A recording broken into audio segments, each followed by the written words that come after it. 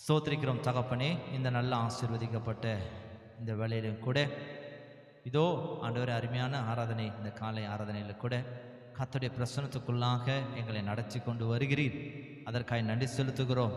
இந்த நாளிலும் கூட தகப்பனே, இதோ உம்முடைய வார்த்தையை நாங்கள் கவனிக்கும்படியாய், உம்முடைய வார்த்தையை நாங்கள் தியானிக்கும்படியாய் நாங்கள் வந்திருக்கிறோம். தேவரீர் எங்களோடு கூட இடைப்படுவீராக, எங்களோடு கூட பேசுவீராக.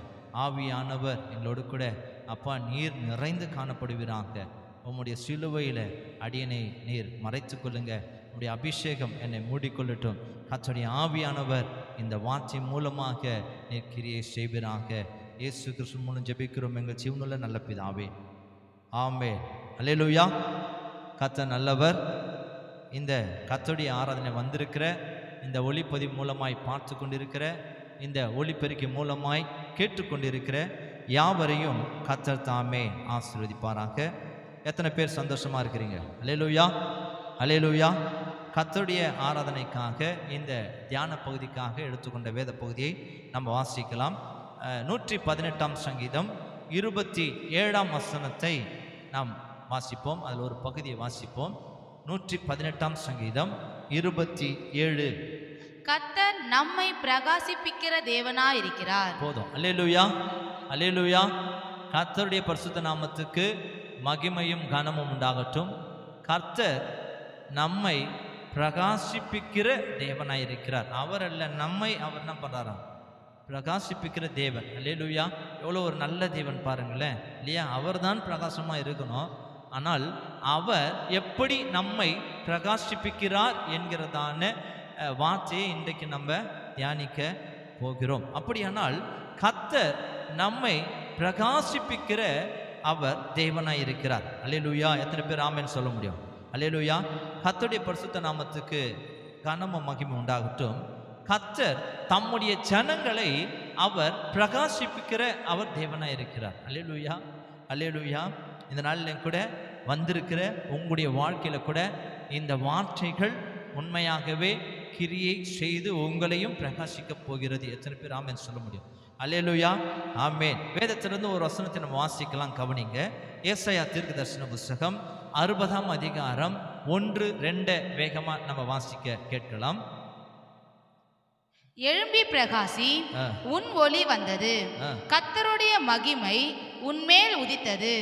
இதோ இருள் பூமியையும் காரிருள் ஜனங்களையும் மூடும், ஆனாலும் உன்மேல் கர்த்தர் உதிப்பார், அவருடைய மகிமை உன்மேல் காணப்படும். அல்லேலூயா, அல்லேலூயா.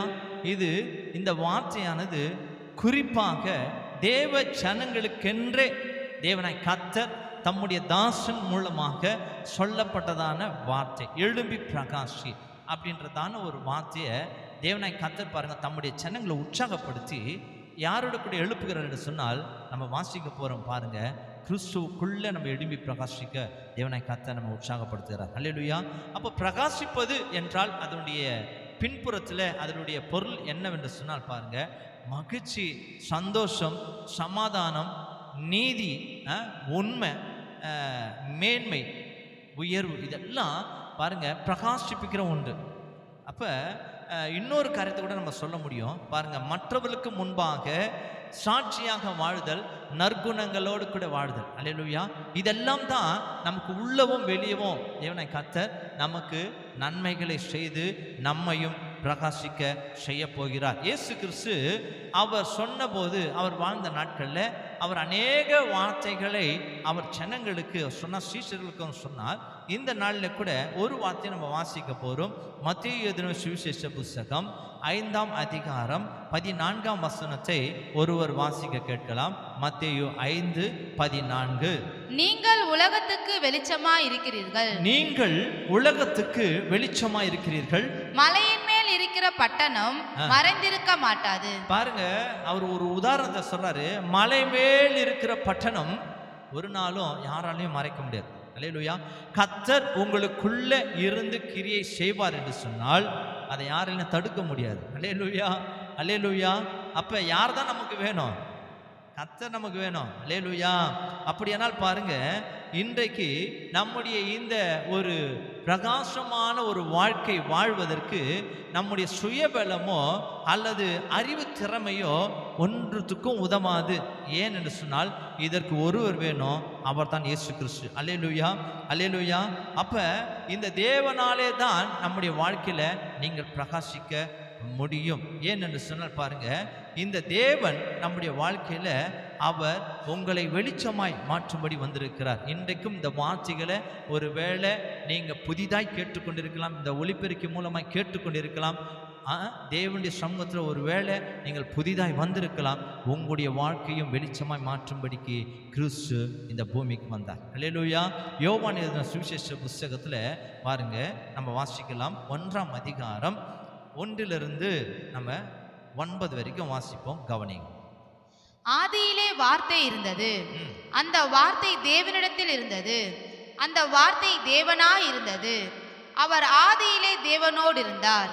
சகலமும் அவர் மூலமாய் உண்டாயிற்று, உண்டானதொன்றும் அவராலே அல்லாமல் உண்டாகவில்லை. அவருக்குள் ஜீவன் இருந்தது, அந்த ஜீவன் மனுஷருக்கு ஒளியாய் இருந்தது. அந்த ஒளி இருளிலே பிரகாசிக்கிறது, இருளானது அதை பற்றி கொள்ளவில்லை. தேவனால் அனுப்பப்பட்ட ஒரு மனுஷன் இருந்தான், அவன் பேர் யோவான். அவன் தன்னால் எல்லாருக்கும் விசுவாசிக்கும்படி அந்த ஒளியை குறித்து சாட்சி கொடுக்க சாட்சியாக வந்தான். அவன் அந்த ஒளி அல்ல, அந்த ஒளியை குறித்து சாட்சி கொடுக்க வந்தவனாயிருந்தான். உலகத்திலே வந்து எந்த மனுஷனையும் பிரகாசிப்பிக்கிற ஒளியே அந்த மெய்யான ஒளி. அல்லேலூயா, அல்லேலூயா. அருமையான ஒரு வார்த்தையை நம்ம கேட்டோம். முதலாவது பாருங்க, யார் ஒரு மனுஷனை பிரகாசிப்பிக்கிறார் என்று சொல்லி நம்ம பார்க்கும்போது வார்த்தை என்ற ஒரு பகுதியை, வேத பகுதியை நம்ம வாசித்தோம். தேவனிடத்திலிருந்து வருகிறதான வார்த்தை அது மனுஷருக்கு எப்படி மாறுகிறதா, வார்த்தையாக தான் உள்ள போது, ஆனால் அது நம்மை பிரகாசிக்க செய்கிறது, ஒளியாய் மாறுகிறது. அல்லேலூயா. அப்போ ஒரு வார்த்தை தான், இந்த வேத வார்த்தைகள் தான் இன்றைக்கு நம்முடைய வாழ்க்கையில உங்களை ஒளியாக பிரகாசிக்க செய்யும்படியாய் வல்லமை உள்ளது. அல்லேலூயா, அல்லேலூயா. அப்ப அந்த வார்த்தையாகிய கிறிஸ்து மனுஷனுக்கு ஒளியா இருக்கிறார். பார்க்க தான் வார்த்தை போல இருக்குது வேத வசனம் இல்லையா? அதுல ஜீவன் உள்ளது, அந்த ஜீவன் மனுஷருக்கு ஒளியாய் இருக்கிறது என்று சொல்லி நம்ம பார்க்க. எப்பேற்பட்ட மனுஷனா இருக்கலாம், அதுதான் சொல்றது. எந்த மனுஷனை, நீ ரவுடியா இருக்கலாம், நீ கொலைக்காரனா இருக்கலாம், நீ யாரோனா இருக்கலாம், ஆனா இந்த வார்த்தையை நீ ஏற்றுக்கொண்டால் இல்லையா, தேவனுடைய வார்த்தையை நீ ஏற்றுக்கொள்வீன்னு சொன்னா உங்களையும் கர்த்தர் எடுத்து பிரகாசிக்க செய்வார். அல்லேலூயா. அப்ப பாருங்க, இங்க தேவனுடைய வார்த்தையானது ஒரு மனுஷனுக்குள்ள வருமானால் அவனுடைய வாழ்க்கையே பிரகாசமாய் மாறுகிறது. எப்படி மாறுகிறது என்று சொன்னால், அந்த வார்த்தை ஒளியாய் மாறுகிறது. ஒளியாய் மாறி அந்த ஒளியானது நமக்குள்ள இருந்து நம்மை பிரகாசிக்க செய்கிறது. அல்லேலூயா. அவர் அல்ல, நம்மை பிரகாசிக்க செய்கிறது. காரணம் தேவனுடைய மகிமைக்காக. அல்லேலூயா. இன்றைக்கு அநேகர் பாருங்க, தங்களுடைய மேன்மையை பயன்படுத்த தங்களை பிரகாசிப்பிக்கிற உலகத்தில் அநேக காரியங்களை நம்ம பார்க்கணும் இல்லையா? தாங்களே என்ன பண்ணுவாங்களாம், பிரகாசிப்பிக்க செய்கிற அநேக காரியங்கள், சுய புத்தி மூலமாக தங்களை எப்படியாகலும் அநேகர் அறிந்து கொள்ளணும், தங்கள் நற்கிரி எல்லாம் பண்ணணும் சொல்லிட்டு பேனர் போட்டுக்குவாங்க இல்லையா? அநேக நன்மைகளை செய்கிற மாதிரி என்ன பண்ணுவாங்களாம், அவர்கள் போஸ்டர்கள் பலவிதமான உலகத்தில் செய்கிறத நாம் பார்க்கிறோம். அதெல்லாம் கொஞ்சம் தான் பாருங்களேன், அதெல்லாம் சில காலம்தான், அதெல்லாம் மறைந்துடும். ஆனால் கர்த்தர் இயேசு கிறிஸ்து இன்றைக்கு உங்கள் வாழ்க்கையில் இருப்பார் என்று சொன்னால், அவர் நமக்குள்ளே இருந்து உங்களை என்றைக்குமா அவர் பிரகாசிக்கிற தேவனாக இருக்கிறார். அவர் நமக்குள்ளே இருக்கும்போது உங்களுடைய வாழ்க்கையும் பிரகாசமாக இருக்கும், உங்களுடைய குடும்பம், உங்களுடைய எல்லாவற்றிலையும் கர்த்தர் உங்களை பிரகாசமாய் மாறும்படிக்கு, அவர் வெளிச்சமாய் இருக்கும்படிக்கு தேவனாய் கர்த்தர் என்ன செய்வாரா, அவர் பெரிய காரியங்கள் செய்வார். உதாரணமாக பாருங்க, ஒரு இருளாக இருக்கிற வீட்டில் ஒரு வெளிச்சத்தை நம்ம போடும்போது, சுவிட்ச் போடும்போது இங்கே பாருங்கள் ஒரு லைட் எரியுது, அல்லது கரண்ட்டே இல்லாத இடத்துல நீங்கள் ஒரு டார்ச்சை நீங்கள் அடிப்பீங்கன்னு சொன்னால் அந்த இடத்துல வெளிச்சம் வரும்போது அந்த இருள் இல்லாமல் போகிறது இல்லையா?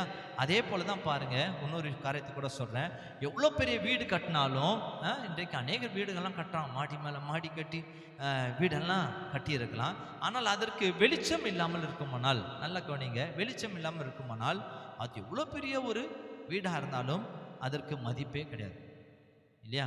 ஆனால் ஒரு சின்ன வீடாக இருக்கட்டும், அதுக்காக அதில் வெளிச்சத்தோடு கூட இருக்கிற ஒரு சின்ன வீடாக இருக்குமானால் அதுக்கு இருக்கிற மதிப்பு இதுக்கு இல்லை. யாரும் கூட அந்த வீட்டுக்கு போக மாட்டாங்க. ஏன்னாக்கா வெளிச்சமே இல்லையே, இவ்வளோ பெரிய வீடு இருந்து என்ன பிரயோஜனம்?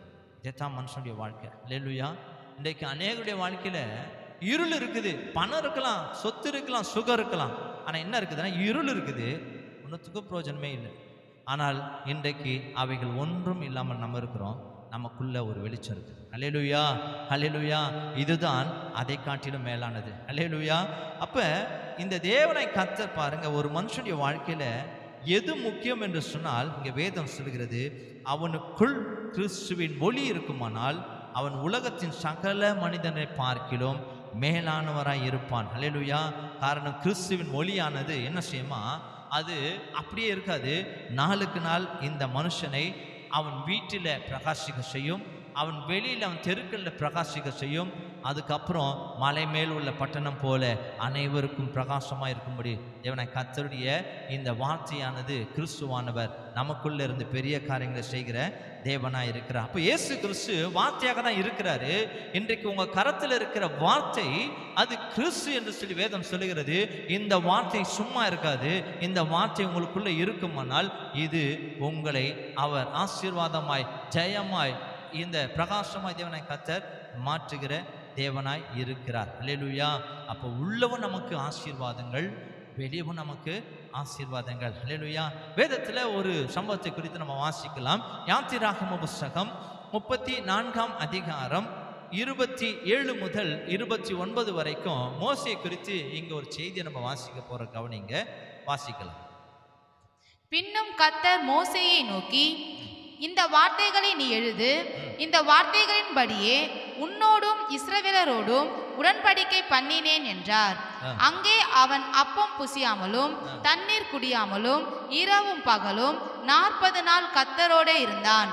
அவன் 10 கற்பனைகளாகிய உடன்படிக்கையின் வார்த்தைகளை பலகைகளில் எழுதினான். மோசே சாட்சி பலகைகள் 2ஐயும் தன் கையில் எடுத்துக்கொண்டு சீனாய் மலையிலிருந்து இறங்குகிற போது தன்னோடே அவர் பேசினதினாலே, கவனிக்கணும், தன்னோடே அவர் பேசினதினாலே தன் முகம் பிரகாசித்திருப்பதை அவன் அறியாதிருந்தான். அல்லேலூயா, அல்லேலூயா.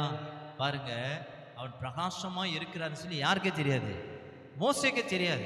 எப்படி இந்த பிரகாசமான ஒரு வெளிச்சம், அந்த வெளிச்சமா இருக்கிற அவருக்கே தெரியல. ஏன்னா அந்த காலத்துல அவர் மலையிலிருந்து இறங்கி வர்றாரு இல்லையா, 10 கட்டளைகளை பெற்றுக்கொண்டு வரார். இதை யார் எழுதுறாருனாக்கா மோசேவே எழுதுறாரு என்று சொல்லி நம்ம பார்க்க. தேவன் சொல்லி மோசே எழுதுகிறார். நல்லா கவனிக்கணும். இங்க இந்த மோசே வராரு. அவரை பார்க்கும்போது எல்லாருக்கும் ஒரு ஆச்சரியமாயிடுச்சு. என்னன்னாக்கா இவ்வளோ ஒரு பிரகாசம் அவர் முகத்துல இருந்து அப்படி வீசுதே. 40 நாள் இவர் மகள் எங்க இருந்தாரு, மலையில இருந்தாராச்ச. 40 நாள் என்ன செய்யல, அவரு புசிக்கவும் இல்லை, குடிக்கவும் இல்லை.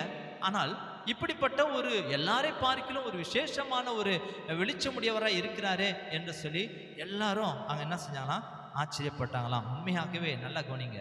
நம்ம பார்க்கும் என்று சொன்னால், இந்த மோசே 40 நாள் புசியாமலும் குடியாமலும் இருந்தார் என்று சொல்லி வேதம் சொல்லுகிறது.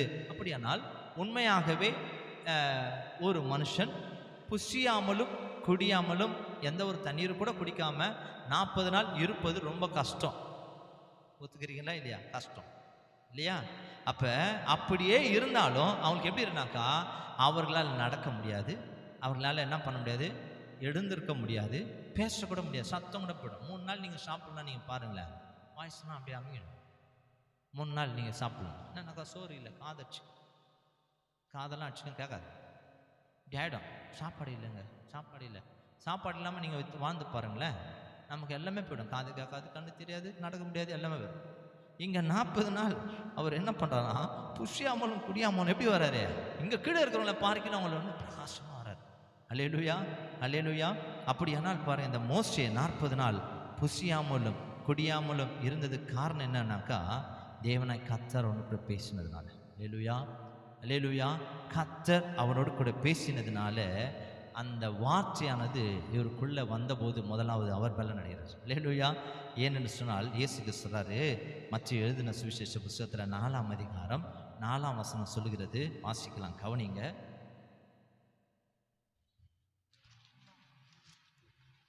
அவர் பிரதியுத்தரமாக, மனுஷன் அப்பத்தினாலே மாத்திரமல்ல, மனுஷன் அப்பத்தினாலே மாத்திரமல்ல, தேவனுடைய வாயிலிருந்து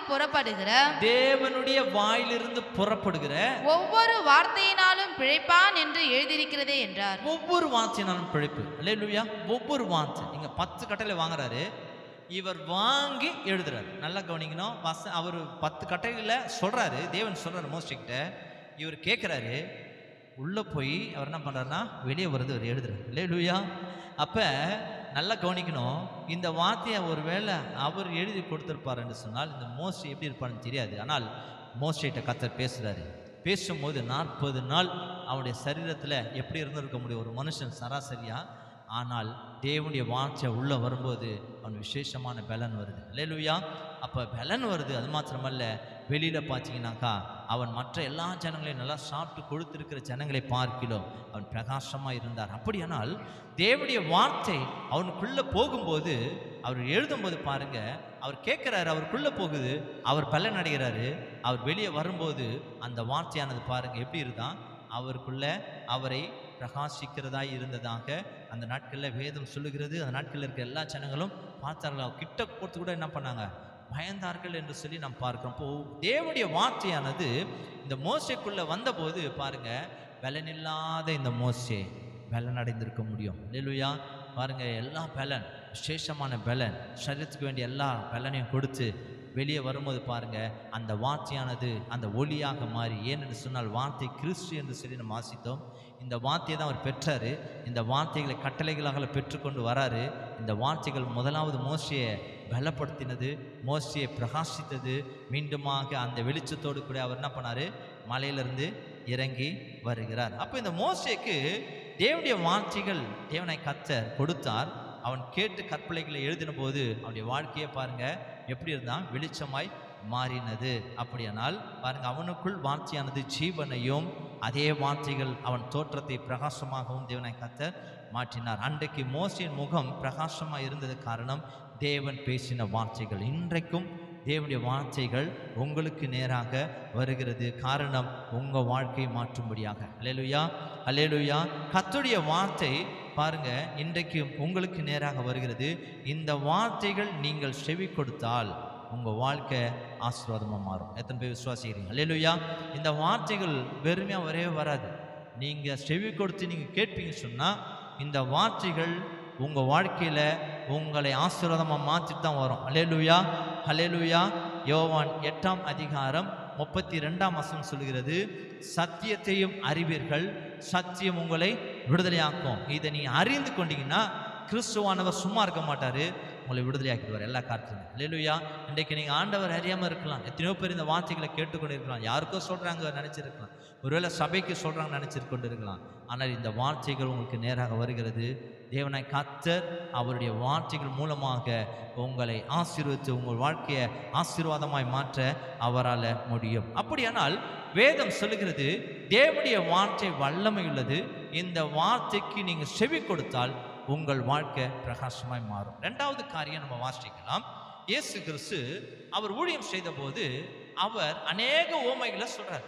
நீங்கள் மத்திய 13ஆம் அதிகாரத்தில் நீங்கள் வாசித்தீங்கன்னா விதைகளை குறித்தும் நிலங்களை குறித்தும் ஓமைகளை சொல்லிட்டே அப்படியே வந்துட்டு கடைசி காலத்தில் நடக்கும் சம்பவங்களை சொல்லி அவர் ஒரு காரியத்தை சொல்லுகிறதை நம்ம வாசிக்கலாம்.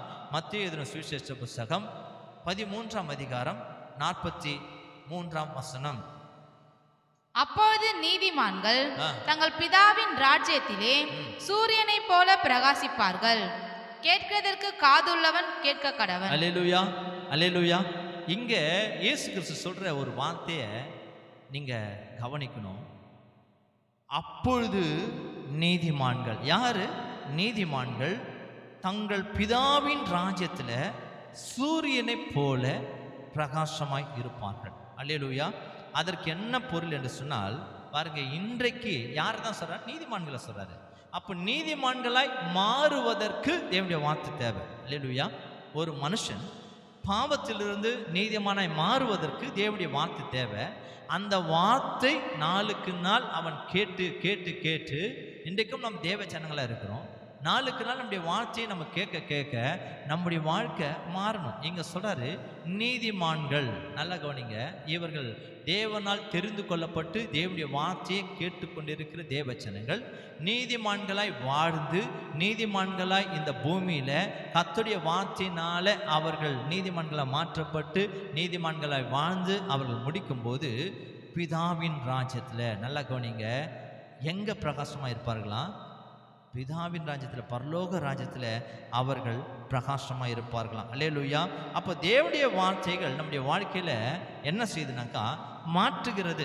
தேவனுடைய வார்த்தைகள் நாளுக்கு நாள் நம்முடைய ஜீவியத்தை மாற்றுகிறது. உங்களுடைய சூழ்நிலையை மாற்றுகிறது. உங்களுடைய வாழ்க்கை தரத்தை மாற்றுகிறது.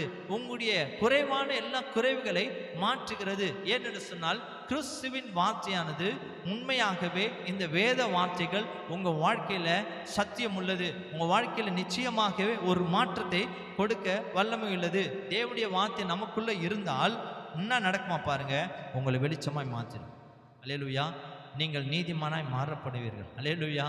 தேவனாய் கர்த்தர் பாருங்க, நீங்கள் நீதிமானாய் இன்றைக்கு நீங்கள் கர்த்தருடைய வார்த்தையை நாளுக்கு நாள் ஒவ்வொரு வாரமும் நம்ம கேட்குற நம்ம நீதிமானாய் இந்த பூமியில் வாழ்ந்து நம்ம ஒரு வேளை கர்த்தருடைய வருகைக்கு முன்பாக நம்ம மரணமோ அல்லது கர்த்தருடைய வருகை நம்முடைய மரணத்துக்கு முன்பாக இருக்குமானால் கர்த்தருடைய ராஜ்யத்தில் கர்த்தர் நம்மை பிரகாசிக்கும்படி செய்வார். அல்லேலூயா. இங்கே மாத்திரம் இல்லை, அங்கே நமக்கு எப்படி தான் அங்கே தேவனாய் கர்த்தர் பிரகாசிக்கும்படி அவர் செய்ய வல்லமையுள்ள தேவனாய் இருக்கிறார். அது இம்மையிலும் உங்களுக்கு ஆசீர்வாதம், மறுமையிலும் ஆசீர்வாதம். அதற்கு பாருங்க வேதம் சொல்லுகிறது, நாம் பார்க்கும்போது இயேசு கிறிஸ்துவினுடைய சீஷர்கள், நல்லா கவனிங்க, அவர்கள் எல்லாரும் கலிலேயராக இருந்தார்கள். இயேசு கிறிஸ்துவின் சீஷர்கள் அவர்கள் எல்லாரும் மீன் பிடிக்கிற ஒரு தொழிலை செய்தார்கள். மீன் பிடிக்கிறவர்களாக இருந்தார்கள். ஆனால் இயேசு கிறிஸ்து அவர்களை சந்தித்து, நல்லா கவனிங்க, அவர்கள் என்ன மாற்றினாங்க? மனுஷரை பிடிக்கிறவர்களாக மாற்றினார். அப்போ இயேசு கிறிஸ்து சீஷர்களை என்ன பண்ணார்? அழைத்தார். ஏன் பின்னே வாங்க, உங்களை என்ன பண்ணுவேன்? மனுஷரை பிடிக்கிறவராய் மாற்றுவேன் அப்படின்னும் போது ஜனங்கள்லாம் என்ன பண்ணாங்களாம்? ஜனங்கள் அப்படின்றத விட சீஷர்கள் அவர்கள் என்ன செஞ்சாங்களாம்? அவர்கள் அப்படியே விட்டுட்டு கர்த்தருடைய வார்த்தைக்கு கீழ்ப்படிந்து அவரிடத்துல வந்தார்கள். நல்லா கவனிங்க, முதலாவது பிளஸ்ஸிங் எங்கே வருது? வார்த்தையை கேட்கும் போதே வருது. ரெண்டாவது பிளஸ்ஸிங் வார்த்தைக்கு கீழ்ப்படிந்து நடக்கும்போது வருகிறது. அல்லேலூயா. இங்கே வார்த்தைக்கு கீழ்ப்படிந்து சீஷர்கள் என்ன பண்ணுறாங்க? இயேசு கிறிஸ்து சொன்ன வார்த்தையின்படியே கீழ்ப்படிந்து அவர்கள் என்ன செய்கிறாங்களாம்? அவர் என்னென்னலாம் சொல்கிறாரோ அதெல்லாம் கேட்குறாங்க.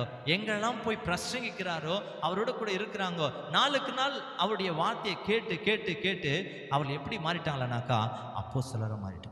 அல்லேலூயா, அல்லேலூயா. அப்போஸ்தலர் புஸ்தகத்தில் நீங்கள் எடுத்து வாசிக்கும் போது 5ஆம் அதிகாரம் 12ஆம் வசனத்தில் இதே மீன் பிடிக்கிற சீஷர்களை தேவனாய் கர்த்தர் எப்படி அவர் வெளிச்சமாய் மாற்றி இருக்கிறார். வாசிப்போம். 5:12ஆம் வசனம். அப்போஸ்தலருடைய கைகளினாலே அநேக அடையாளங்களும் அற்புதங்களும் ஜனங்களுக்குள்ளே செய்யப்பட்டது. அல்லேலூயா. ஜனங்களுக்குள்ள இவங்க சாதாரணமான ஆட்கள், அப்போஸ்தலர் சாதாரணமான ஆட்கள், மீன் பிடிக்கிற தொழிலை செய்கிறவங்க இல்லையா? ஆனால் அவர்கள் எப்படி இருந்தாங்களாம்? அவர்களுடைய கைகளினால அநேக அடையாளங்களும் அற்புதங்களும் ஜனங்களுக்குள்ள செய்யப்பட்டது. ஜனங்கள்லாம் இப்போ யார்கிட்ட அதை வந்துட்டாங்க? படித்தவன், யூதர்கள், கிரேக்கர்கள், அங்கே இருக்கிற எல்லாருமே சாலமோன்கிறதான மண்டபம், சாலமன் மண்டபத்தில் உங்களுடைய வார்த்தைகளை கேட்கும்படி, இவங்க செய்கிற அற்புதத்தை பார்க்கும்படிக்கு எல்லாரும் கூடி வந்துட்டாங்க. அல்லேலூயா. பாருங்க, படிக்காதவங்க தான் இல்லையா? நீங்கள் நினைக்கலாம், நான் ஒன்றுமே இல்லாத, நான் படிப்பார் இல்லாதவங்களாச்சே, நான் எப்படி என்ன வாழ்க்கையில் ஆண்டவர் உயர்த்துவார்? படிப்பெல்லாம் தேவையில்லைங்க, ஒன்றுமே தேவையில்லை. கர்த்தர் உங்கள் வாழ்க்கையில் இருந்தால் போதும். இந்த ஒளி உங்கள் மூலமாக உங்களை பிரகாசிக்க செய்யும். அல்லேலூயா. கர்த்தருடைய வார்த்தையை கேட்டு நீங்கள் கீழ்ப்படிந்து நடக்கும்போது நீங்கள் நீதிமான்களாக மாறுறீங்க. தேவனாய் கர்த்தர் நீதிமான்களை விட மாட்டார். உங்கள் வாழ்க்கையில் இம்மையிலும் ஆசீர்வாதம், மறுமையிலும் ஆசீர்வாதம். அதோட கூட இந்த அப்போஸ்தலர் விடலை, என்ன செய்தாராம்? வாசிக்கலாம். வெளிப்படுத்தின விசேஷத்தில் 21ஆம் அதிகாரம் 14ஆம் வசனத்தில் மறுமையில் ஒரு ஆசீர்வாதம் எழுது அப்படின்றார். யோவானுக்கு வெளிப்படுத்தி அவர் சொல்றாரு. வாசிக்கலாம். நகரத்தின் மதிலுக்கு 12 அஸ்திபார கற்களா இருந்தன. அவைகள் மேல் ஆட்டுக்குட்டியானவருடைய 12 அப்போஸ்தலரின் 12 நாமங்களும் பதிந்திருந்தன.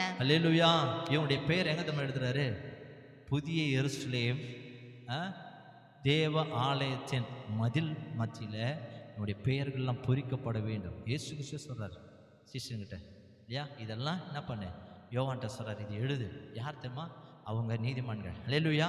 அவர்களை யார் நம்ம பார்வையில் எப்படி இருந்தாங்க, மற்றவங்க பார்வையில் எப்படி இருந்தாங்க? சீஷர்கள் மற்றவங்களுடைய பார்வையில் எப்படி இருந்தாங்க? மீன் பிடிக்கிறவர்களாக இருந்தாங்க, படிப்பறிவு இல்லாதவர்களாக இருந்தாங்க. ஆனால் அவர்கள் நாளுக்கு நாள் வசனங்களை கேட்டு அந்த வசனங்களுக்கு கீழ்ப்படிந்தார்கள். வசனங்களுக்கு கீழ்ப்படிந்த அவர்களை தேவனாய் கர்த்தர் அப்போஸ்தலராய் மாற்றினார். அப்போஸ்தலர்களினால அந்த நாட்களில் அவர்கள் வாழ்ந்தபோது பலத்த அற்புதங்கள் அடையாளங்கள் செய்தார்கள். அது மாத்திரமல்ல, அவர்கள் மரித்தாலும் பரலோக ராஜ்யத்தில் அவர்கள் பேர் அங்கே எழுதப்பட்டது. அல்லேலூயா, அல்லேலூயா. அப்படியானால் பாருங்க, நீதிமான்கள் பிதாவின் ராஜ்யத்தில் எப்படி இருப்பாங்களாம்? பிரகாசிப்பார்கள். அல்லேலூயா, அல்லேலூயா. அப்போ தேவனுடைய வார்த்தையை கேட்டாலே நமக்கு ஆசீர்வாதம். ரெண்டாவது, தேவனுடைய வார்த்தைக்கு நீங்கள் கீழ்ப்படிந்து நடக்கும்போது உங்களுக்கு ஆசீர்வாதம். மூன்றாவது ஒரு சம்பவத்தை சொல்லி நாம் ஜெபித்து முடிக்கலாம். மூன்றாவது வாசிக்கலாம். எபேசியர் புஸ்தகம் 5ஆம் அதிகாரம் 8 முதல் 8, 9, 10, 11 வரைக்கும் வாசிக்கலாம். முற்காலத்தில் நீங்கள் அந்தகாரமாய் இருந்தீர்கள். முற்காலத்தில் நீங்கள் அந்தகாரமாய் இருந்தீர்கள். கவனிக்கணும், இந்த இன்ட்ரோடக்ஷனை சொல்லி நம்ம இந்த வசனத்துக்குள்ளே போயிடலாம். தேவ ஜனங்களை பார்த்தா சொல்கிறார். தேவ ஜனங்கள், சபையில் இருக்கிற ஜனங்கள், ரட்சிக்கப்பட்ட ஜனங்கள், ஞானஸ்நானம் எடுத்த ஜனங்கள் இல்லையா, தேவனால் விசுவாசிகளாக சபையில் அமர்ந்து தேவனுடைய வார்த்தை கேட்டுக்கொண்டிருக்கிற ஜனங்களை பார்த்தான் சொல்லுகிற வார்த்தை. யாருக்கோ சொல்கிறாங்கன்னு நினச்சிக்காதீங்க. முழுக்க முழுக்க அன்றைக்கும் சபைக்கும் இன்றைக்கும் நமக்கும். அல்லேலூயா. வாசிப்போம், தொடர்ந்து வாசிப்போம். ஃபர்ஸ்ட்லேருந்து வாசிப்போம். முற்காலத்தில் நீங்கள் அந்தகாரமாய் இருந்தீர்கள், இப்பொழுதோ கர்த்தருக்குள் வெளிச்சமாய் இருக்கிறீர்கள். வெளிச்சத்தின் பிள்ளைகளாய் நடந்து கொள்ளுங்கள். ஆவியின் கனி சகல நற்குணத்திலும் நீதியிலும் உண்மையிலும் விளங்கும். கர்த்தருக்கு பிரியமானது இன்னதென்று நீங்கள் சோதித்து பாருங்கள். சரி, இங்க ஒரு நம்ம நிறுத்தத்தை நம்ம வைப்போம். இங்க இந்த 3 வசனத்துல 8, 9, 10 இந்த வசனங்கள்ல நாம் பார்க்கும்போது ஒரு காரியத்தை நமக்கு ஞாபகப்படுத்தி அந்த அப்போஸ்தலனாகிய பவுல் எழுதுறாரு. முன்னே நீங்கள் அந்தகாரமாய் இருந்தீர்கள், இப்பொழுதோ எப்படி இருக்கிறீங்க? நீங்க கர்த்தருடைய சத்தியத்தை கேட்கிற ஜனங்களாய் வெளிச்சமாய் இருக்கிறீர்கள். இதே போல நீங்க என்ன என்னங்க, வெளிச்சத்தின் பிள்ளைகளாகவே நடந்து கொள்ளுங்கள் அப்படின்னு சொல்லிட்டு இவர் சொல்றாரு. ஆவியின் கனி, நல்லா கவனிங்க, ஆவியின் கனி சகல நற்குணத்திலும் நீதியிலும் உண்மையிலும் விளங்கும் அப்படின்னு சொல்லிட்டு 10ஆம் வசனத்தை இங்க சொல்றாரு. கர்த்தருக்கு பிரியமானது இன்னது என்று நீங்கள் சோதித்து பார்க்க வேண்டும். நல்லா கவனிங்க, தேவ ஜனங்களா இருக்கிற நம்முடைய வாழ்க்கையில முதலாவது கர்த்தருடைய வார்த்தை நம்ம வாழ்க்கையில வரும்போது ஆசீர்வாதங்கள். ரெண்டாவது, கர்த்தருடைய வார்த்தை கீழ்ப்படியும் போது உங்களுக்கு ஆசீர்வாதங்கள் வருது, நீங்க பிரகாசிக்கப்படுறீங்க. மூன்றாவது, கர்த்தருடைய வார்த்தை உங்களை ஆளுகை செய்யும்படி நீங்க விட்டு கொடுத்தீங்கன்னா உங்க வாழ்க்கையில தேவனாய் கர்த்தர் உங்களை பிரகாசிப்பார். அல்லேலூயா. கர்த்தருடைய வார்த்தை என்னை ஆளுகை செய்ய வேண்டும், கர்த்தருக்காக என்னை அர்ப்பணிக்கிறேன், அவர் என்னை ஆளுகை செய்ய வேண்டும் என்று சொல்லி நீங்கள் சமூகத்தில் அவருடைய பாதத்தில் நீங்கள் அர்ப்பணித்தீங்கன்னாக்கா உங்கள் வாழ்க்கையை தேவனாய் கர்த்தர் எப்படி மாற்றுவார்னாக்கா பிரகாசமாய் மாற்றுவார். இங்கே சொல்கிறாரு, ஆவியின் கனி சகல நற்குணத்திலும் நீதியிலும் உண்மையிலும் விளங்கும். கர்த்தருக்கு பிரியமானது இன்னது என்று நீங்கள் சோதித்து பார்க்க வேண்டும். அப்போ தேவ ஜனங்களாக இருக்கிற நாம, சத்தியத்தை கேட்டுக்கொண்டிருக்கிற நாம, கர்த்தருக்கு பிரியமானது இன்னது என்று நம்ம அறிய வேண்டுமா? கர்த்தருக்கு பிரியமானது இன்னது என்று சொல்லி நம்ம என்ன செய்யணுமா? நம்மை நாமே சோதித்து பார்க்க வேண்டும். கனியுள்ளவர்களாய் இருந்தால்தான் வெளிச்சத்தின் பிள்ளைகள். நல்லா கவனிங்க, எப்படி இருக்கணுமா? கனியுள்ளவர்களாய் நம்ம மாறினால்தான் வெளிச்சத்தின் பிள்ளைகள். சகல நற்குணங்கள் நமக்கு இருக்குமானால் வெளிச்சத்தின் பிள்ளைகளாய் நம்ம இருக்கிறோம். அது மாத்திரமல்ல, நீதியாய் நம்ம இருப்போம் என்று சொன்னால் நீங்கள் வெளிச்சத்தின் பிள்ளைகளாய் இருக்கிறீர்கள். உண்மையுள்ளவர்களாய் இருப்பீர்கள் என்று சொன்னால் நீங்கள் வெளிச்சத்துக்கு பிள்ளைகளாக இருப்பீங்க. இதுதான் கர்த்தருக்கு பிரியம். அதனால தான் சொல்கிறாரு மேலே அந்த வசனத்தை சொல்லிட்டு, கர்த்தருக்கு பிரியமானது நீங்களே சோதித்து பாருங்கள் என்று சொல்லி இந்த அப்போஸ்தலனாகிய பவுல் சொல்லுகிறத நம்ம பார்க்கிறோம். அது மாத்திரமல்ல, 11ஆம் வசனத்தை கவனமாக வாசிங்க. கனியற்ற அந்தகார கிரியைகளுக்கு உடன்படாமல். நல்லா கவனிங்க. இந்த வார்த்தைக்கு என்ன அர்த்தம்னாக்கா, அப்படி இல்லாமல். எப்படி? நீங்க கனியுள்ள வாழ்க்கை, கர்த்தருக்கு பிரியமானதை செய்யாமல் கனியற்ற வாழ்க்கை, உங்களுடைய வாழ்க்கையில குணங்களுக்கு நீங்க உடன்படாமல் அப்படின்னாக்கா, கனியற்ற வாழ்க்கை வாழ்கிற ஒரு காரியத்தை பிசாசு விதைப்பான். எப்படி விதைக்கிறான்? துர்குணங்களை பிசாசு விதைக்கிறான். தேவ ஜனங்களுக்கு கூட துர்குணங்களை பிசாசு விதைப்பான். அதற்கு நீங்கள் உடன்படாமல், நீங்க அழகா எழுதுற பாருங்க, உடன்படாமல் அப்படிப்பட்ட வாழ்க்கை வாழணும். எப்படி செய்யணுமா? உடன்படாமல் அவைகளை கடிந்து கொள்ளணும். அல்லேலூயா. நல்லா கவனிங்க. தேவனுக்கு பிரியமானது நீங்க சோதித்து பார்க்கணும். உங்க வாழ்க்கையில கனியுள்ள வாழ்க்கை இருக்குதா, நீதியுள்ள வாழ்க்கை, உண்மையான வாழ்க்கை, வேதத்தின்படி நீ நடக்கிறீங்களா என்பதை சோதித்து பார்த்து, அதற்கு புறம்பா உங்க வாழ்க்கையில ஒரு வேளை பல காரியங்கள் எழும்புமானால் நம்ம என்ன செய்யணும்? அதை கடிந்து கொள்ள வேண்டும். அப்படியானால் கடிந்து கொள்ளாமல் இருப்போம் என்று சொன்னால் நம்முடைய வாழ்க்கை அவலட்சணமாக மாறிடும். எப்படி மாறிடுமா? கனி இல்லாமல் இருக்கிற நம்முடைய வாழ்க்கையில பிசாசு விதைக்கிற விதைக்கு நம்ம உடன்படுவோம் என்று சொன்னால் நம்முடைய வாழ்க்கையில எப்படி மாறிடும்? அவலட்சணமான வாழ்க்கை. அவலட்சணம்னா என்னன்னாக்கா, லட்சணம் அப்படின்னாக்கா அவங்களுக்கு தெரியும் நல்லா இருக்குதுன்னு அர்த்தம். அவலட்சணம் நல்லாவே இல்லை அப்படின்னா என்ன அர்த்தம்னாக்கா, தேவனுடைய பிள்ளையா இருந்தோம் எங்க போயிடுவாங்க? பாதாளத்துக்கு தான் போவாங்க. அதுதான் அவலட்சணமான இடம்னாக்கா பாதாளம். அப்போ தேவ பிள்ளைகளா இருந்தோம் கனியற்ற வாழ்க்கை உங்களுக்குள்ள இல்லை அப்படின்னாக்கா, நம்ம தேவ பிள்ளைகளா இருக்கலாம், ஆனால் தேவனை கர்த்தருடைய வசனம் உங்களை ஆளுகை செய்யாமல் இருக்குமானால் நீங்க எப்படி பிசாசின் காரியங்களுக்கு நம்ம உடன்பட்டு எப்படி போயிடுவோமா? அவலட்சணமாய் மாறிடுவோம். தொடர்ந்து வாசிப்போம் அந்த வசனத்தை வாசிப்போம். 11 வாசிப்போம். கனியற்ற அந்தகார கிரியைகளுக்கு உடன்படாமல் அவைகளை கடிந்து கொள்ளுங்கள். அவர்களால் ஒளிப்பிடத்தில் செய்யப்படும் கிரியைகளை சொல்லுகிறதும் அவலட்சணமா இருக்கிறது. போதும், அவலட்சணமா இருக்கும். எப்படி மாறிட்டீங்கன்னா, நீ உடன்பட்டீங்கன்னா இல்லையா, அதற்கு நீங்க எதிர்த்து நின்று அதை கடிந்து கொண்டீங்கன்னா நீங்க காப்பாற்றப்படுவீங்க. அதற்கு உடன்பட்டீங்கன்னா, பிசாசு விதைக்கிற விதைகளுக்கு தேவ ஜனங்கள் உடன்பட்டால் எங்க போயிடுறாங்களாம்? அவர்கள் அவலட்சணமாய் மாறுறாங்க. ஆகையினால 14ஆம் வசனத்தை வாசிப்போம், கவனிங்க. ஆதலால் தூங்குகிற நீ விழித்து மரித்தோரை விட்டு எழுந்திரு. தூங்குகிற நீ விழித்து மரித்தோரை விட்டு எழுந்திரு. அப்படியானால் தேவ ஜனங்களுக்கு தேவனாய் கர்த்தர் சொல்றாரு, உலகத்தாரை விட்டு எழுந்திரு. அல்லேலூயா, அல்லேலூயா. உலகத்தின் பாவ பழக்கத்தை விட்டு எழுந்திரு, உலகத்தின் சிநேகத்தை விட்டு எழுந்திரு. இந்த நாளில் கூட பாருங்க, இங்க சொல்லப்படுறது தூங்குகிற உலகத்தார் அப்படின்னாக்கா, உலகத்தார்னா அறியாதவர்கள் இல்லையா, அவர்கள் தான் இந்த தூங்குகிற அப்படின்ற ஒரு வார்த்தையை பயன்படுத்துகிறார்கள். அப்ப உலகத்தாரும் உண்டு, விழித்திருக்கிற தேவ ஜனங்களும் உண்டு. அல்லேலூயா. விழித்திருக்கிறனா தேவனை காண்கிறவர்கள், உலகத்தார்னாக்கா தூங்குறவர்கள்னா தேவனை காணாதவர்கள். அப்ப தூங்குகிற நீ அப்படின்னாக்கா தேவ ஜனங்கள் நாளுக்கு நாள் உலகத்தாரோட கூட வாழ்ந்த எப்படி மாறிடுவாங்க? லாஸ்ட்ல ஜபம் இருக்காது, வேத வாசிப்பு இருக்காது, எதுவுமே இருக்காது. அவங்கள போலே மாறிடுவோம். லாஸ்ட்ல அவங்க வாழ்க்கை எப்படி? உலகத்தாரை போல நம்ம வாழ்க்கை மாறிடும். டைம் இல்லாத போயிடும். அப்படியானால் நம்ம தேவ ஜனங்களாக இருக்கிறோம். தேவனாய் கர்த்தர் நம்முடைய வாழ்க்கையில நமக்கு சொல்றாரு, இந்த வார்த்தைகளை கேட்டு இந்த வார்த்தைகளுக்குள்ள ஆளுகை செய்யுமானால் கர்த்தர் உங்களை பிரகாசிப்பிக்கிற தேவனா இருக்கிறார். இங்க தான் சொல்றாரு, நீ தூங்குற நீ விழித்து மரித்தோரை விட்டு எழுந்திரு, அப்போதுதான் கர்த்தர் உன்னை பிரகாசிக்க பண்ண முடியும். அல்லேலூயா. இன்றைக்கு நம்ம தேவனுடைய சித்தத்துக்கு நம்ம செய்யாம, நம்ம விட்டு கொடுக்காம, வசனம் உங்கள் வாழ்க்கையில ஆளுகை செய்யாம இருக்குமானால் வாழ்க்கையில கர்த்தர் கூட எதுவுமே செய்ய முடியாது. இன்றைக்கு தேவ ஜனங்களுடைய வாழ்க்கையில் ஆசீர்வாதம் இல்லாமல் இருக்க காரணம் என்ன? ஜெபிக்கிறோம், ஆனால் சில காரியங்களை நம்ம என்ன செய்யணுமா?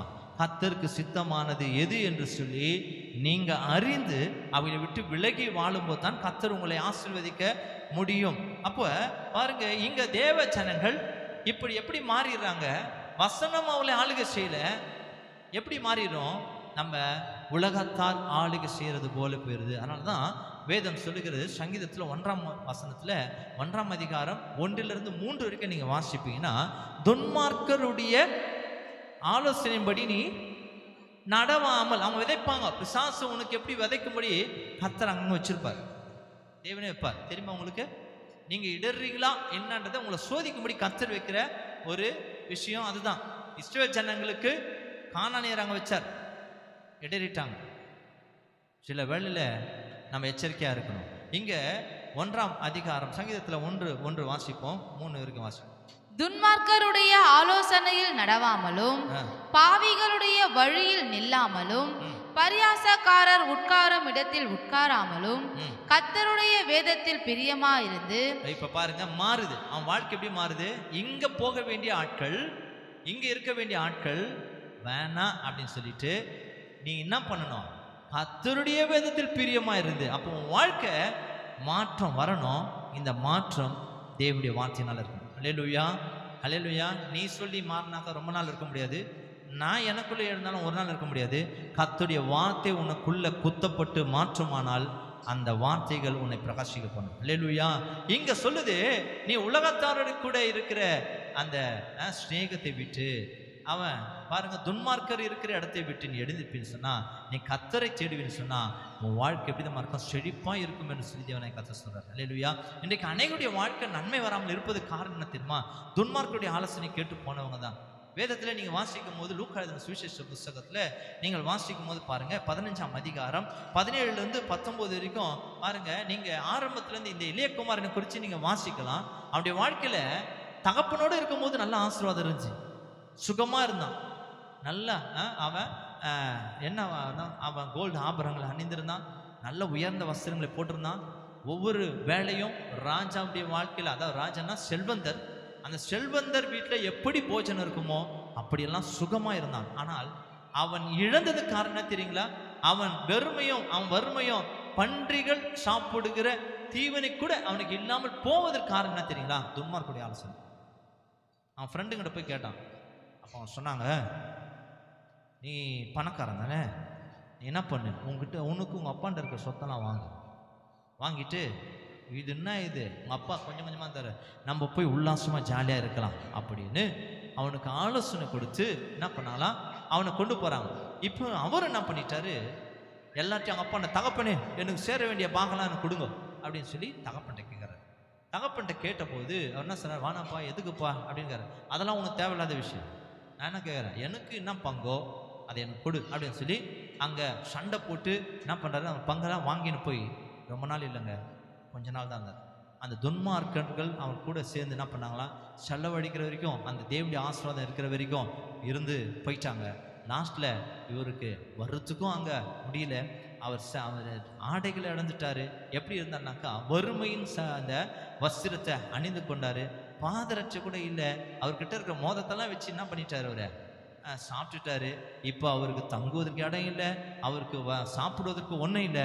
எங்கேயாவது போய் வேலை கேட்டு அங்கேயாவது அங்கே போகிற சாப்பாடு போயிருந்தா போதும், தங்குற இடம் இருந்தால் போதும் அப்படின்னு அவர் என்ன செஞ்சாரா, அந்த இளையகுமாரன் வாழ்ந்தார். எவ்வளோ நாள் வாழ முடியும்? கொஞ்ச நாள் வாழ்ந்தார். அந்த வாழ்க்கையில் அவருக்கு எந்த வேலையும் கிடைக்கல. பாருங்க, தேவனை விட்டு போனால் எங்கே என்ன இருக்கிறது, வேலை கூட கிடைக்கல அவனுக்கு. இதுதான், தேவனை விட்டு போனால் வேலை கூட இல்லை, சாப்பிட்றதுக்கு கூட சாப்பாடு இல்லை. அப்போ அவனுக்கு என்ன சொன்னான், ஒருத்தன் சொன்னான், என் பன்னிகளை மேய்க்கிறதுக்கு ஒரு ஆள் தேவை, நீ செய்றியா, உனக்கு நான் என்ன செய்கிறேன், இடம் தரேன் அப்படின்னா. சாப்பாடு இல்லை. நல்லா கவனிங்க, அவன் தங்குவதற்கு இடம் ஒரு வேளை கிடச்சிருக்கும், சாப்பாடு இல்லை. அவன் பன்றிகளின் தீவனையை சாப்பிடுவதற்கு அவன் வாஞ்சியாக ஆசையாக இருந்தான் என்று சொல்லி வேதம் சொல்லுது. இன்றைக்கு எப்படி போயிடுச்சு பார்த்தீங்கன்னா ஒரு மனுஷனுடைய வாழ்க்கை. அப்போ தேவ ஜனமுடைய வாழ்க்கையில் தேவனுடைய வார்த்தைகள் ஆளுகை செய்ய விடாமல் இருக்குமானால், இன்றைக்கு நம்ம வாழ்க்கையில் அப்படிப்பட்டவர்கள் நம்ம இருப்போம் என்று சொன்னால் எல்லாத்தையும் இழந்துடுவாங்க. அவன் வாழ்க்கையில் இன்னைக்கு எல்லாவற்றையும் இழந்துட்டான், நஷ்டம். அவன் வாழ்க்கையில் எல்லாவற்றையும் இழப்பு வந்ததற்கு காரணம் என்ன? இன்றைக்கு நம்ம தேவ ஜனங்களுடைய வாழ்க்கையில், அநேகருடைய வாழ்க்கையில் இன்றைக்கு இழப்பு வந்ததற்கு காரணம் என்ன? அவங்களுக்கு என்ன இல்லை, அவங்களுக்கு அந்த எழுந்திருப்பதற்கு அந்த தெளிந்த புத்தியே இல்லாமல் இருக்கிறாங்க. இன்றைக்கு அப்படிதான் இருக்கிறாங்க. இழப்பதற்கு காரணம் தெளிந்த புத்தி இல்லை. அப்ப அவன் செய்தானா, நல்லா கவனிங்க. இப்ப வாசிக்க போறோம் 15ஆம் அதிகாரம் 17ல இருந்து 20 வரைக்கும் வாசிக்க போறோம், கவனிங்க. அவனுக்கு புத்தி தெளிந்த போது, இப்ப பாருங்க, வெறுமை வறுமை எல்லாம் வந்த போது அவனுக்கு இப்ப லேசா என்ன வருதான், புத்தி தெளிவு வருது. வந்த போது என்ன யோசிச்சு பாக்குறான், எல்லாருமே நல்லா இருக்கும் போது எதுவுமே யோசிச்சு பார்க்க மாட்டாங்க, நொந்து போன போது தான் யோசிச்சு பார்க்கறாங்க. பாருங்களேன், அவன் எதுவுமே இல்லாத போது அவன் யோசிச்சு பார்க்கறான். வாசிப்போம். அவன் என் தகப்பனுடைய கூலிக்காரர் எத்தனையோ பேருக்கு பூர்த்தியான சாப்பாடு இருக்கிறது, நானோ பசியினால் சாகிறேன்.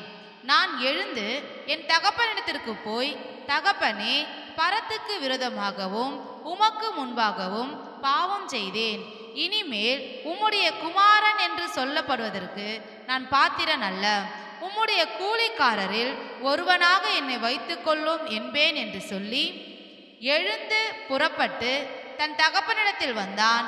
அவன் தூரத்தில் வரும்போதே, கவனிக்கணும், இப்ப யார் காத்திருக்கிறாரு? தகப்பன் பார்த்துட்டே இருக்கிறாரு. போனவன் என்னைக்காவது ஒரு நாள் வருவான், போனவன் என்னைக்காவது ஒரு நாள் வருவான் அப்படின்னு சொல்லிட்டு இந்த தகப்பன் காத்து கொண்டே இருக்கிறாரு. இவன் தூரத்துல ஒரு மனுஷன் வரத பார்க்கறாரு. அவனுடைய சாயெல்லாம் பார்த்தீங்கன்னாக்கா இந்த தகப்பனுடைய சாயெல்லாம் தெரியுது. ஓடி போய் என்ன பண்றாராம், அந்த வசனத்தை நீங்க வாசிக்கும் ரொம்ப அருமையா இருக்கும், வாசிக்கும், தொடர்ந்து வாசிக்கும்.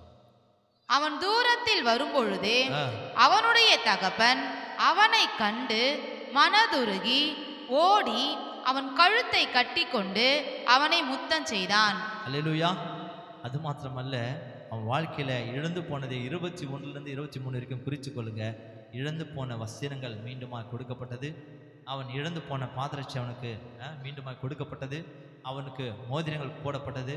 அவனுக்கு திருப்தியான சாப்பாடு அவனுக்கு அங்கே சாப்பிடும்படி தேவனை கர்த்தர் என்ன பண்ணா, தகப்பனத்தில் இருக்கும்போது வந்தது. இதை ஏன் நம்ம இந்த வசனத்தை தியானிக்கிறோம் என்று சொன்னால், நல்லா கவனிங்க, துன்மார்க்கருடைய ஆலோசனையை விட்டு நம்ம எழுந்திருக்க வேண்டும். துன்மார்க்கருடைய ஆலோசனைக்கு நம்ம உடன்படாமல் நம்ம என்ன செய்யணுமா, காத்து கொள்ள வேண்டும். இந்த இளையகுமாரனுடைய வாழ்க்கையில் இவ்வளோ நஷ்டங்கள் வருவதற்கு, இழப்புகள் வருவதற்கு காரணம் என்ன தெரியுங்களா? அவன் தேவனோடு கூட இல்லை, துன்மார்க்கனுடைய ஆலோசனையை கேட்கும்படி செய்தான். இன்றைக்கு தேவ ஜனங்களாக இருக்கிற நம்ம வாழ்க்கையில் ஒரு வேளை நீங்கள் ஏன் என் வாழ்க்கையில் தேவனுடைய ஆசீர்வாதமே இல்லை, ஏன் என் வாழ்க்கையில் சமாதானமே இல்லை, தேவ ஜனங்களாக இருக்கலாம், ஏன் என் வாழ்க்கையில் இன்னும் காரியம் நடைபெறாமல் இருக்குது, ஏன் என் வாழ்க்கையில் இன்னும் நான் பெற வேண்டிய நன்மைகளை பெற்றுக்கொள்ளாமல் இருக்கிறேன் என்கிறதான தெளிந்த புத்தி நமக்கு வருமானால் நம்ம எங்கே போயிடும்னாக்கா ஆண்டவர்கிட்ட போயிடும். அல்லேலூயா. ஏனென்று சொன்னால் சகலத்தையும் தருகிற தேவன் நமக்கு உண்டு. அல்லேலூயா.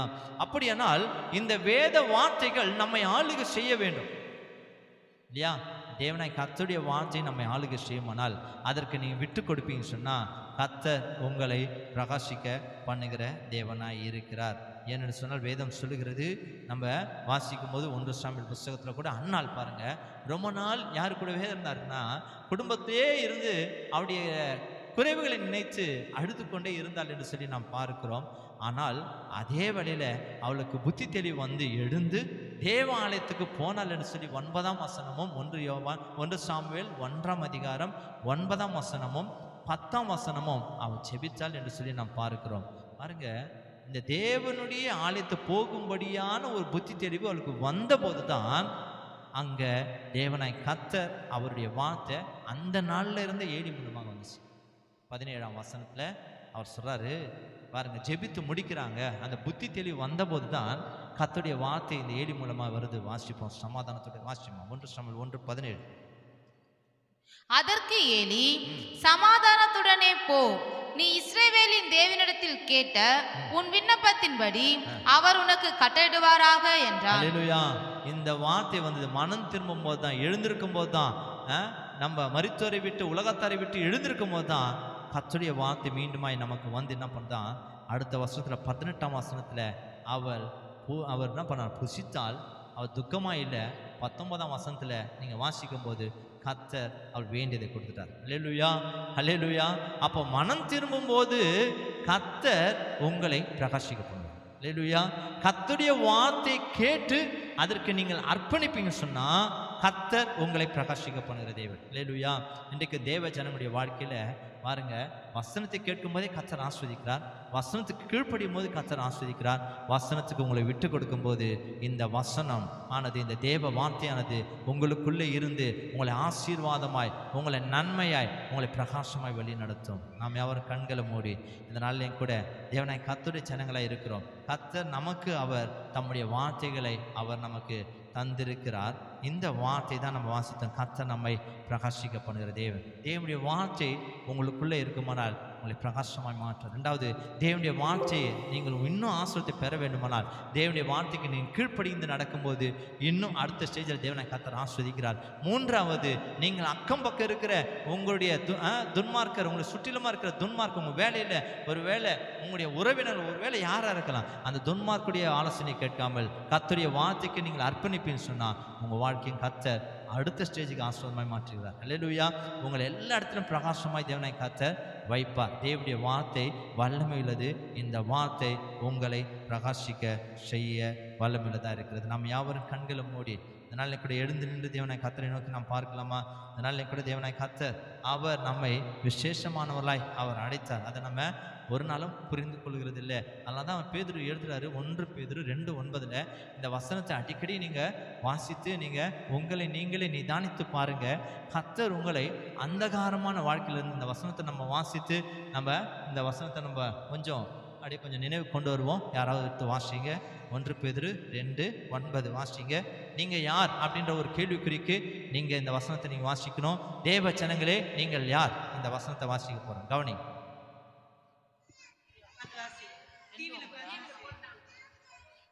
நீங்களோ உங்களை அந்தகாரத்தில் நின்று தம்முடைய ஆச்சரியமான ஒளியினிடத்திற்கு வரவழைத்தவருடைய புண்ணியங்களை அறிவிக்கும்படிக்கு தெரிந்து கொள்ளப்பட்ட சந்ததியாயும். முதல் பாயிண்ட் என்ன சொல்றேன்னா, உங்களை அவருடைய நாம மகிமைக்காக தெரிந்து கொண்டார். அல்லேலூயா. இதை நம்ம செய்யறோமா? பாத்துங்க. ரெண்டாவது, ராஜரீகமான ஆசாரிய கூட்டமாயும். ராஜரீகமான ஆசாரிய கூட்டமாக தேவனை கர்த்தர் தெரிந்து கொண்டார். இதனுடைய வேல்யூ உங்களுக்கு தெரியாம இருக்கலாம். அன்றைக்கு ஆசாரிய இடத்துல ராஜாக்கள் ஓடி வந்தார்கள். அல்லேலூயா. ஆசாரியர்கள் தான் ராஜாவுக்கு என்ன சொன்னாங்க? ஆலோசனை சொன்னார்கள் இல்லையா? சாமுவேலை பார்க்குறோம், சவுலுக்கு ஆலோசனை சொல்றாரு. சாமுவேலை பார்க்குறோம், தாவீதுக்கு ஆலோசனை சொல்றாரு. அப்ப நம்மளை எப்படின்னாக்கா அநேக ஜனங்களுக்கு மேலாக வச்சிருக்கிறார். அல்லேலூயா. மூன்றாவது, பரிசுத்த ஜாதியாயும் பரிசுத்த விசேஷமான வேர் பிரிக்கப்பட்ட சந்ததியாக தேவனாய் கர்த்தர் வச்சிருக்கிறாரு. அவருக்கு சொந்த ஜனமாயும் இருக்கிறீர்கள். அவருடைய சொந்த பிள்ளைகளாக தேவனாய் கர்த்தர் வச்சு இதுக்காக தான் நம்ம தெரிந்து கொண்டார். அல்லேலூயா. கர்த்தருக்கு சித்தமானது இன்னதென்று சொல்லி நீங்க அறிந்து கொண்டு அதன்படி நடப்பீங்க சொன்னா இந்த ஆசீர்வாதமான வார்த்தைகளை தேவனாய் கர்த்தர் உங்கள் வாழ்க்கையில் நிச்சயமாய் அவர் நிறைவேற்றி உங்களை பிரகாசிக்க பண்ணுகிற தேவனாய் இருக்கிறார். நாம் கண்களை மூடி தேவனாய் கர்த்தரை நோக்கி நாம் பார்க்கலாமா? ஆகையினால தான் பாருங்க, உலகத்தில் இருக்கிற மற்ற ஜனங்களை பார்க்கலாம் உன்னை நான் ஆசீர்வதிக்கப்பட்ட ஜனங்களை மாற்றிருக்கேன். அல்லேலூயா. இன்றைக்கும் தேவனாய் கர்த்தருடைய வார்த்தை கேட்டு நீ நடப்பீங்கன்னா நிச்சயமாகவே தேவன் சொன்ன வாக்கு தத்தங்கள் இன்னும் நம்முடைய வாழ்க்கையில் நிறைவேறாமல் இருக்குமானால் நிச்சயமாகவே கர்த்தருடைய வார்த்தையை நீங்கள் கேளுங்க, கர்த்தருடைய வார்த்தைக்கு நீங்கள் கீழ்ப்படிங்க, கர்த்தருடைய வார்த்தை உங்கள் வாழ்க்கையில் ஆளுகை செய்யும்படி விட்டு கொடுங்க. கர்த்தர் உங்களை பார்த்து சொல்ல நீங்கள் விசேஷமானவர். அல்லேலூயா. தேவா நான் எதினால் விசேஷித்தவன், ராஜா நான் அதை தினம் யோசிப்பவள். தேவா நான் எதினால் விசேஷித்தவள், வார்த்தை உங்களுக்குள்ள இருக்கிறது, அவர் ஒளி உங்களுக்குள்ள இருக்கிறதால் நீங்க விசேஷமானவர்கள். எதினால் இது எதினால் நீர் என்னோடு வருவதினால், எதினால் இது எதினால் நீர் என்னோடு இருப்பதினால். தேவா நான் எதினால் விசேஷித்தவள், ராஜா நான் அதை தினம் யோசிப்பவள். தேவா நான் எதினால் விசேஷித்தவள், ராஜா அதை தினம் யோசிப்பவள். எதினால் எதினால் இது எதினால் நீர் என்னோடு வருவதினால், எதினால் இது எதினால் நீர் என்னோடு இருப்பதினால். மேக ஸ்தம்பம் மேலிருந்து பாதுகாக்குது, பாதை காட்ட பகல் எல்லாம் கூட செல்லுது. மேக ஸ்தம்பம்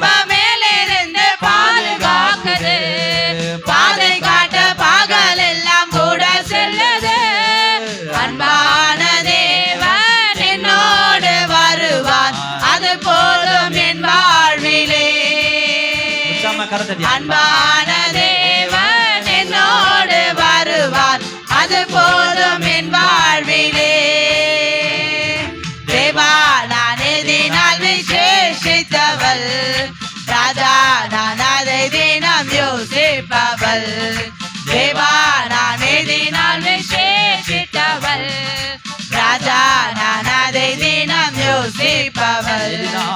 எதினால் இது எதினால் நீர் என்னோடு வருவதினால். ஆமென். எதினால் இது எதினால் நீர் என்னோடு இருப்பதினால். தாகம் கொண்ட தேவன் ஜனம் வானம் பார்க்குது, அவன் கொண்ட கன்மலையும் கூட செல்லுது.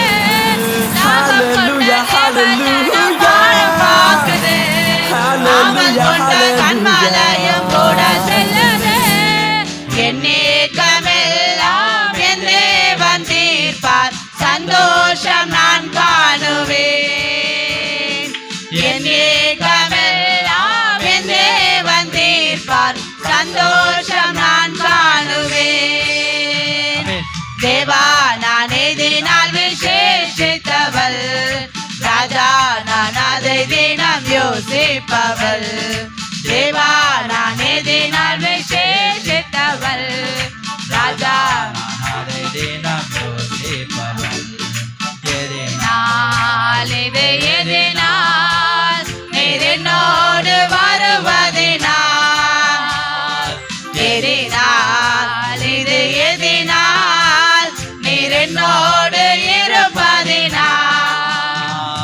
வாழ்க்கையிலே கசப்புகள் கலந்திட்டாலோ, பாசமுள்ள ஒரு மரம் கூட வருது. வாழ்க்கையிலே கசப்புகள் கலந்திட்டாலோ, பாசமுள்ள ஒரு மரம் கூட வருது. மாறாவின் நீரை தேனாக மாற்றும் என் நேசரினோடுண்டு. மாறாவின் நீரை தேனாக மாற்றும் என் நேசரினோடுண்டு. தேவா நான் எதினால் விசேஷித்தவள், ஆமென். ராஜா நான் அதை தினம் யோசிப்பவள். தேவா நான் எதினால் விசேஷித்தவள், ராஜா நான் அதை தினம் யோசிப்பவள். ஆமென். எதினால் இது எதினால் நீர் என்னோடு வருவதினால். ஆமென்.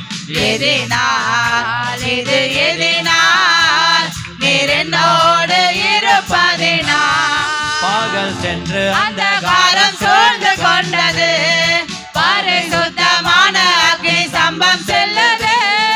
பகல் சென்று அந்தகாரம் சூழ்ந்து கொண்டது, பரிசுத்தமான அக்னி ஸ்தம்பம் செல்லுது. ஆஹா என் தேவன் தந்தாரு நல்ல மங்காத அபிஷேகமே. யாரும் தர முடியாத ஒன்றை தேவனை ஆஹா என் தேவன் தந்தாரு நல்ல மங்காத அபிஷேகமே. தேவா நான் எதினால் விசேஷித்தவள், ராஜா நான் அதை தினம் யோசிப்பவள். தேவா நான் எதினால் விசேஷித்தவள், ராஜா நான் அதை தினம் யோசிப்பவள். எதினால் இது எதினால் நீர் என்னோடு வருவதினால். எதினால் இது எதினால் நீர் என்னோடு இருப்பதினால். ஆமென். கர்த்தர் நம்மை பிரகாசிப்பிக்கிற தேவனா இருக்கிறார். அல்லேலூயா. கர்த்தர் தம்முடைய வார்த்தையினால கேட்கிற நம்மை தேவனை கர்த்தர் அவர் உங்கள் குடும்பத்தையும் தேவனை கர்த்தர் பிரகாசிப்பிக்கிற தேவனா இருக்கிறார். அல்லேலூயா. வேலையில உங்களுடைய தொழில நீங்க எதை செய்தாலும் அதன் மத்தியில கர்த்தர் உங்களுக்குள்ளே இருந்து பலத்த பெரிய காரியங்களை செய்து உங்களை ஆச்சரியப்படும்படி அநேகர் உங்களை பார்த்து ஆச்சரியப்படும்படியாய் கர்த்தர் உங்களை பிரகாசிக்க பண்ணுவார். நம் கண்களை மூடி ஜெபிக்கலாமா? ஸ்தோத்திரிக்கிறோம் ராஜா, நன்றியோடு துதிக்கிறோம் தகப்பனே. இந்த நல்ல ஆசீர்வதிக்கப்பட்ட இந்த காலை ஆராதனைக்காய் நன்றி செலுத்துகிறோம். இந்த நாளிலும் கூட தேவன் எங்களை பிரகாசிப்பிக்கிற தேவனாய் இருக்கிறபடியால் நன்றி செலுத்துகிறோம். எங்களுக்காக கொடுத்த வார்த்தையாக கிறிஸ்துக்காக நன்றி செலுத்துகிறோம். கிறிஸ்துவை எங்களுக்கு அனுப்பி எங்களை தேவனாய் கத்த பிரகாசிப்பிக்கிற தேவனே உமக்கு நன்றி செலுத்துகிறோம் அப்பா. இந்த நாளிலும் வந்திருக்க தேவ ஜனங்களை குடும்பத்தில் பிரகாசிக்க பண்ணுங்க அப்பா. அவருடைய பகுதிகளில் பிரகாசிக்க பண்ணுங்க. அவருடைய வேலையில அப்பா அவர்கள் போகிற இடத்தெல்லாம் கத்தர் அவளை ஆசீர்வாதமாய் வைத்து தேவனுடைய நாம மகிமைக்காகவே தேவனாய் கத்தர் நீர் ஆசீர்வாதத்தை உயர்த்துவீராக. பாதுகாத்துக் கொள்ளுங்கப்பா தேவ ஜனங்களையும் அவர்களையும் அவன் குடும்பத்தையும் அவளுக்கு உண்டான எல்லாவற்றையும் தேவனாய் கர்த்தர் ஆசீர்வதிப்பீராக. இயேசு கிறிஸ்து மூலம் ஜெபிக்கிறோம் எங்கள் ஜீவனுள்ள நல்ல பிதாவே, ஆமேன் ஆமேன். சேர்ந்து சொல்லுவோமா? ஆத்துமாவே கர்த்தரை சோத்திரி, முழு உள்ளமே அவருடைய பரிசுத்த நாமத்தை சோத்திரி. ஆத்துமாவே கர்த்தரை சோத்திரி, கர்த்தர் செய்த சகல உபகாரங்களையும் மறவாதே. கர்த்தராகிய இயேசு கிறிஸ்துடைய கிருபையும் பிதாவாகிய தேவனுடைய அன்பும் பரிசுத்த ஆவியானுடைய ஐக்கியமும் சகல பரிசுத்தவான்களோடும் கர்த்தருடைய வருகை மட்டும் உங்கள் அனைவரோடு கூட இருப்பதாக. ஆமென் ஆமென். கர்த்தர் உங்களை ஆசீர்வதிப்பாராக. ஆமென்.